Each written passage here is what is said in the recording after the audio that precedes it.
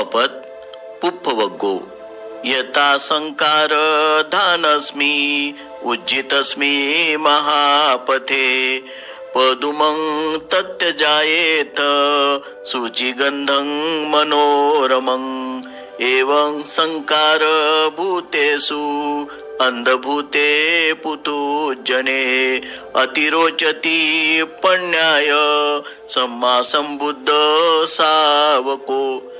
ज्याप्रमाणे महामार्गावर टाकलेल्या कचऱ्याच्या उकिरड्यावर मनोरम व पवित्र गंध असलेले कमळ उगवते, त्याप्रमाणे उकिरड्यासम बनलेल्या व अंध झालेल्या अज्ञजनात सम्यक्य संबुद्धाचा शिष्य प्रज्ञेने झळकतो। अर्थात परपंथाच्या एका भाविकाने बुद्ध आणि त्यांच्या शिष्यांना मानभंग करण्यासाठी एक मार्ग शोधून काढला।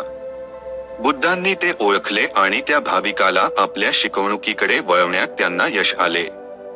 बुद्ध म्हणाले की त्यांच्या शिष्यांचा चांगुलपणा सुज्ञपणाच्या अभावामुळे काहींच्या लक्षात आला नाही। अज्ञानी माणसांची त्यांनी आंधळ्यांशी तुलना केली आणि शहाण्यांची डोळसांशी तुलना केली।